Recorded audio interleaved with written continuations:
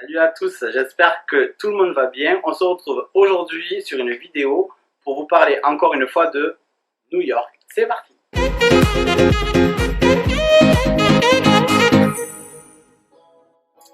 Voilà, donc comme j'avais fait pour Los Angeles quand on était parti, je vous avais fait une vidéo où je vous donnais des conseils d'organisation, de choses à visiter, à faire, tout ça.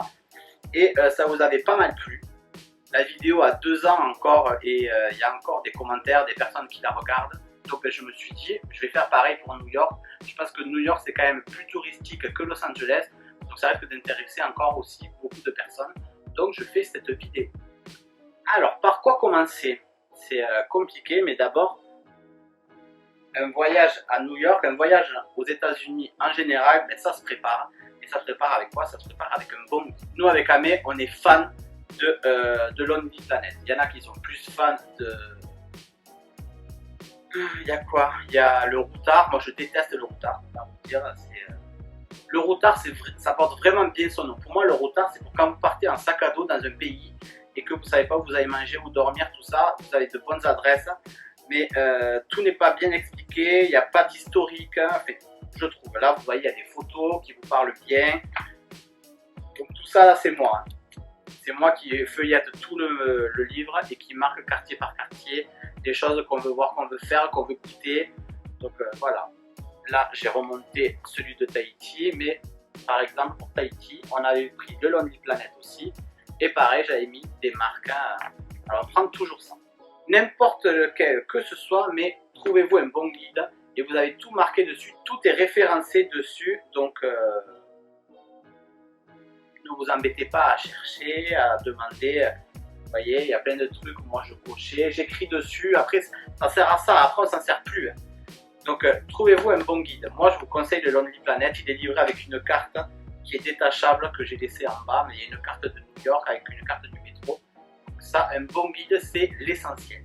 Il y a aussi sur internet où vous pourrez trouver de bonnes infos, notamment sur des blogs. Moi j'ai tourné uniquement sur 2 blogs, parce qu'après on s'étale et on retrouve les mêmes infos un peu partout. Moi j'ai tourné sur 2 blogs, un qui était pas trop mal, mais je ne me suis pas vraiment étendu dessus, mais je vous le cite parce qu'il était bien quand même, c'était New York Mon Amour. Je crois que c'est le nom. Vous allez vérifier ça de suite. Donc c'est bien ça, comme ça je vous montre aussi sa page d'accueil.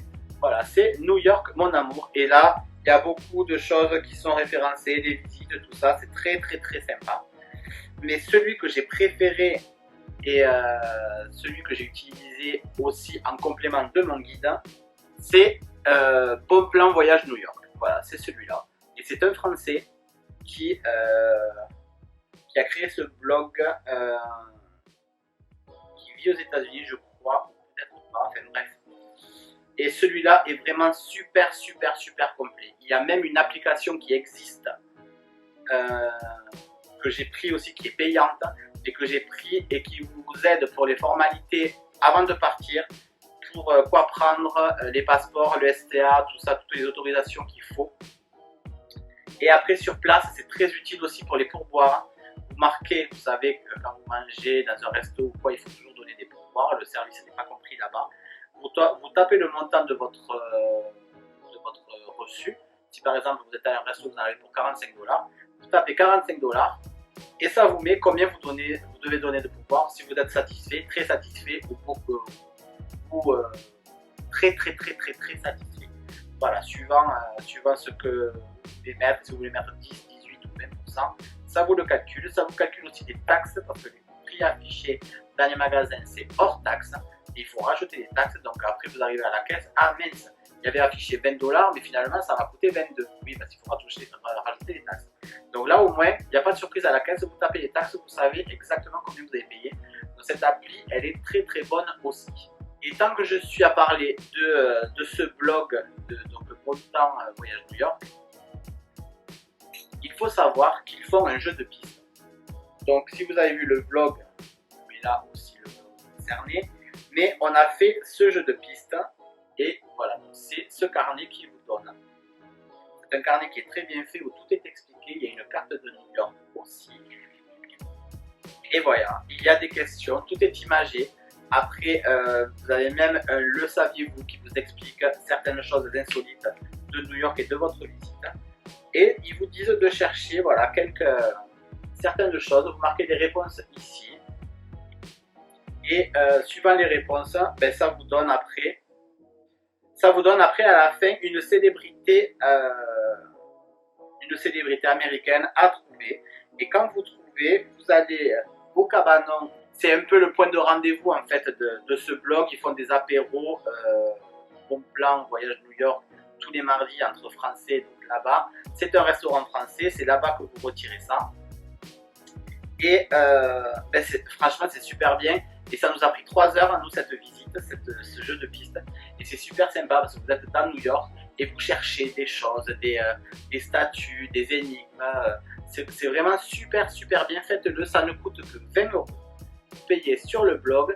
Vous allez après au restaurant chercher le guide. Vous avez besoin que d'un seul livre. Si vous êtes un groupe de 5 ou 6, vous n'en avez besoin que d'un seul. Donc vous payez que 20 euros pour tous. Et c'est vraiment très bien. Donc voilà, la personne qui a fait ça, vraiment félicitations, bravo, parce que c'était un super truc. Ensuite, pour mes conseils, en tant que pour les billets d'avion, tout ça, chacun fait avec ses sous, avec son budget, avec ce qu'il a envie de prendre. Nous, on est parti avec Air France, on en est ravis. Mais là, j'ai pas vraiment de bon plan pour vous. Pour le logement, je ne saurais que vous conseiller Airbnb. On a regardé les hôtels, c'est vraiment excessif parce que pareil, il faut rajouter des taxes, tout ça. Airbnb, on s'en est sorti beaucoup moins cher que si on avait été dans un hôtel. On a eu un Airbnb à Brooklyn qui était génial, un petit peu loin des métros, mais génial. Et le Airbnb de Manhattan était fantastique, en plein centre, on était trop bien placés.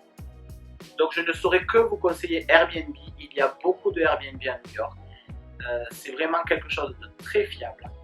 Allez-y les yeux fermés. Nous on a fait plusieurs fois, on a fait Ibiza, on a fait Los Angeles et là New York. Et chaque fois avec les correspondants c'est très simple, c'est très convivial, les personnes sont super gentilles. C'est top, je ne saurais vous conseiller que ça. Pour les transports après sur place, je vous déconseille de louer une voiture, ça ne vaut pas le coup. Avec le métro, c'est le top. Il y a une métro-card, je ne l'ai pas pris là pour vous la montrer, mais c'est une carte de métro qui est valable donc une semaine et c'est 31 $ la semaine et vous prenez le métro et le bus en illimité. Si vous le prenez 20 fois par jour, vous le prenez 20 fois par jour. C'est une par personne et 31 $ la semaine, franchement c'est pas excessif. Et la ville de New York est vraiment super bien desservie en métro. Vous traversez toute la ville en métro. Vous allez à Brooklyn, dans le Queens, à Harlem, partout. C'est vraiment super bien, c'est le mieux. Après évidemment il y a le taxi, vous pouvez prendre un taxi, aider un taxi dans la rue, c'est le rêve de toute fille, de toute femme même, mais qui fait ça. Faut savoir que c'est pas très cher, mais c'est plus cher que le métro évidemment. Et vous avez aussi le Uber, donc nous on a fait appel à quelques fois à des Uber, parce que c'est quand même moins cher que le taxi. Et au moins vous savez combien vous payez direct, et voilà, parce que quand vous prenez le taxi, il y a aussi un pourboire à donner. Aussi, moi je peux vous parler de ça, donc je vous ai parlé de ce guide, et moi de ce guide, je me fais mon propre guide. Je décore, hein, vous n'êtes pas obligé de décorer, c'est un carnet ce qu'il y a de plus classique, Clairefontaine ou un truc comme ça, voilà. C'est un carnet, et dedans, moi je marque, voilà, jour 1, arrivé à l'aéroport, voilà, avec les heures de départ, les heures d'arrivée. Vous voyez, je m'étais marqué ici la MetroCard, c'est 31 $. Et je marque toutes les infos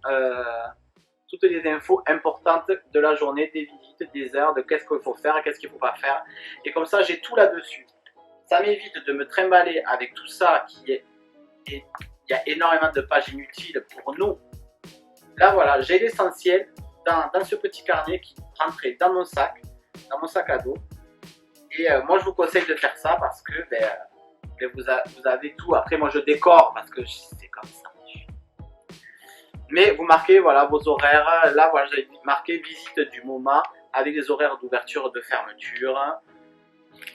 Voilà, vous savez que votre journée, elle est rythmée comme ça. Vous savez ce que vous avez à faire. Vous avez qu'à prendre votre carnet. Et moi, ce que je fais qui est sympathique aussi, à la fin de la journée, j'ai une rubrique commentaires où je marque, voilà, qu'est-ce qu'on avait fait ce jour-là. Mais ce jour-là, voilà, on a attendu le bus pendant 1 heure, il y avait eu un accident, on ne sait pas. Il y avait tout Manhattan qui était bouché, on s'est demandé pourquoi, on a interpellé une personne de la presse, il y avait de la presse française, et en fait elle nous a dit que Macron et Donald Trump étaient en train de se rencontrer à cet hôtel, c'est pour ça que tout était sécurisé. Donc voilà, je l'ai marqué là, c'est ce jour-là que j'ai acheté mes chaussures, et c'est ce jour-là aussi où on a entendu Chantal Goya au Carrousel à Bryant Park, je crois que c'était. Voilà, vous l'avez vu aussi dans le vlog, mais voilà, je marque tout, voilà, comme ça des années en arrière, on reprend les trucs et on se rappelle de tout ça. On fait ça depuis qu'on est allé à Orlando, on l'a fait aussi à Los Angeles, mais quand on va aux États-Unis, qu'on a beaucoup de programmes et beaucoup de choses à faire, on fait ça et c'est très très pratique. Ça c'est mon astuce, vraiment, faites-vous des carnets comme ça prend pas de place, ça vous permet en plus de bien regarder, de bien étudier la ville, et comme ça quand vous arrivez, vous savez plus ou moins où sont les choses. Et puis après c'est le souvenir, c'est vraiment un souvenir, vous les refeuilletez des années en arrière. Ça, c'est une super idée. Ensuite, qu'est-ce que je peux vous dire et vous conseiller comme visite? Tout. Franchement, nous, on a tout aimé, que ce soit la Statue de la Liberté, le mémorial du 11 septembre, c'était super bien aussi, très émouvant, mais super bien. Faire les magasins à New York, c'est super. Se promener à Central Park, on a adoré aussi. La messe gospel que vous alliez voir, celle qu'on a vue nous, une autre, allez-y, c'est vraiment super. Voilà, moi j'ai pas d'autres conseils à vous donner. Prenez du liquide parce qu'avec la carte bleue, nous on a une carte gold, on est censé ne pas avoir de frais. J'ai calculé hier soir tous les frais que j'ai eu, j'en ai eu 18 € de frais. Autant vous dire que lundi je vais appeler la banque et qu'ils m'annulent tous ces frais parce que je les ai avertis, ils m'avaient dit qu'il n'y avait pas de souci avec ma carte, il y avait 0 frais. Je vais les appeler lundi et je vais leur dire de m'annuler, de me rembourser tous ces frais parce qu'ils disent des choses et puis après tu as des frais. Donc non, il est hors de question que je me garde ces 18 € de frais. Alors justement, concernant les visites, on a pris l'option, nous, de prendre le City Pass. Donc le City Pass, c'est quoi? C'est un pass pour les visites. Vous avez, alors je vais vérifier pour pas dire de bêtises, mais vous avez 5 visites compris dans le tarif. Évidemment, c'est avantageux, ça vous fait économiser quelque chose comme 80 ou 89 $. D'accord? Donc, vous avez voilà, 6 visites. Il y a des visites qui sont imposées comme le musée métropolitain, le musée d'art, le musée d'histoire naturelle et l'Empire State Building. Il faut savoir qu'en plus, dans le pass est compris 2 visites pour l'Empire State Building. Une 2 jours et une deuxième la même journée mais 2 nuits après 20 h. Donc vous avez 2 vues, la vue de jour et la vue de nuit pour un seul prix. Quand vous prenez l'entrée à la caisse, je crois qu'ils vous font payer un supplément pour revenir la nuit. Donc ça c'est super bien. Et ensuite dans les autres visites là vous avez des choix. Soit vous allez au Top of the Rock, c'est-à-dire à l'observatoire au-dessus du Rockefeller Center, la Statue de la Liberté, ou alors, la Statue de la Liberté et Ellis Island, ou alors vous avez une croisière, la Circle Line, qui passe devant la Statue de la Liberté et qui passe devant Manhattan, tout ça, mais vous ne vous arrêtez pas sur la Statue de la Liberté. Dernier choix, vous avez aussi soit le musée du mémorial du 11 septembre, soit un musée qui s'appelle Intrepid Sea, Air and Space Museum. D'après ce que j'avais vu sur YouTube, c'est un musée sur l'espace, il y a des il y a des porte-avions. Enfin, nous ça ne nous intéressait pas. Nous, évidemment, on voulait voir le musée du mémorial, mais vous avez ces choix-là. Donc, le City Pass vous offre tout ça. Et alors, je vais voir si je peux trouver le tarif qu'on avait payé, parce que je ne m'en rappelle pas. On avait payé 110 € par personne pour tout ça, pour ces 6 visites. Dernière chose aussi que je peux vous conseiller, c'est de prendre votre téléphone. Alors, si vous avez un forfait qui comprend les États-Unis, super, parce que, alors je vais vous parler pour l'iPhone, et sur l'iPhone, sur l'application Plan, donc sur le GPS de l'iPhone, il faut savoir qu'il y a le métro dessus. Vous tapez l'itinéraire où vous voulez aller, et vous tapez transport, ça vous met les lignes de métro, laquelle vous devez prendre, à quel endroit vous devez changer. Donc c'est super pratique. Moi je me suis servi du téléphone pas mal de fois, notamment sur ça. et puis aussi pour savoir où on devait aller, et puis pour chercher sur internet. Donc prenez votre téléphone si vous avez un forfait internet qui va aux États-Unis. Si vous n'avez pas un forfait qui va aux États-Unis, comme moi je suis allé chez Free, j'ai pris un abonnement, j'ai pas pris un abonnement, j'ai pris une carte pour un mois. Alors, vous pouvez vous abonner sans engagement ou prendre un truc que pour un mois. Et ça m'a coûté 20 euros, ouais, 19,90 €, 20 euros. Et j'avais SMS, MMS illimité et appels illimités évidemment. Et j'avais 30 gigas d'internet. Donc là-bas on était tranquille, on a pu appeler tous les jours. Amélie appelait toujours sa maman, moi quelquefois, mon frère, ma soeur, ma maman aussi. Des amis, des textos, elle envoyer des photos. Et au moins vous êtes tranquille, vous ne dites pas putain je vais avoir du hors forfait. Non, là c'est réglé, vous ne payez rien. Donc prenez-le, le téléphone c'est important quand même. Donc voilà, moi j'ai pour mes conseils, qu'est-ce que je peux vous dire de plus? De profiter quoi. Profitez, allez-y et profitez, c'est vraiment une super ville qui mérite d'être visitée, d'être appréciée. Pour moi, il faut y aller plus d'une semaine. Si vous y allez 5-6 jours, c'est pas assez. Déjà en 10 jours, nous, on n'a pas eu le temps de faire tout ce qu'on voulait faire sur notre programme. Il y a des choses qu'on n'a pas eu le temps de faire parce qu'on voulait plus profiter justement. Et que si on avait tout fait, on aurait couru. Ce n'est pas le but de nos vacances. C'est quand même voilà, aussi nos vacances. Donc on ne peut pas faire non plus que courir. Donc il faut profiter. Donc il y a des choses qu'on n'a pas fait. Notamment le MoMA, le musée d'art moderne, on n'a pas fait. Le Metropolitan Museum, on ne l'a pas fait non plus parce qu'on voulait un peu plus profiter. On a eu 2 jours de mauvais temps, donc pendant ces 2 jours, on n'a pas fait tout ce qu'on a voulu faire.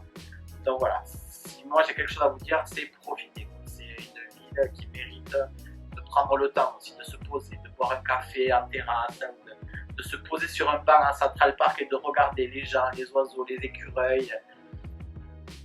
Profitez, il faut imprégnez-vous de la ville, c'est vraiment important. C'est important pour nous. C'est pour nous, peut-être que tout le monde n'est pas comme ça, mais pour nous c'est important. Et un autre conseil aussi que je peux vous donner, c'est de prendre vos billets pour les comédies musicales.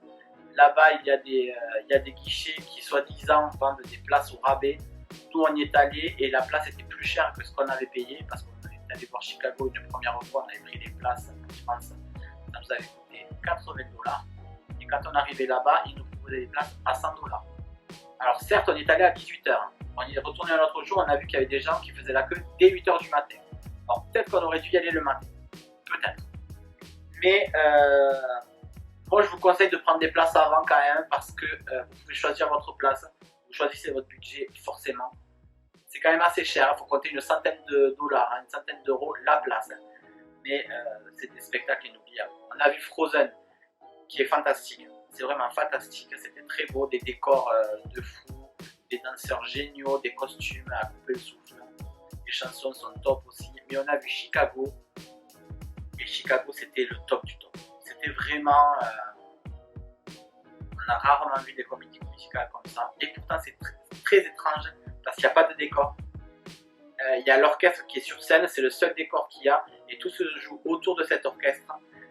Les costumes ils sont tous les mêmes, ils sont tous habillés en noir avec un fond noir.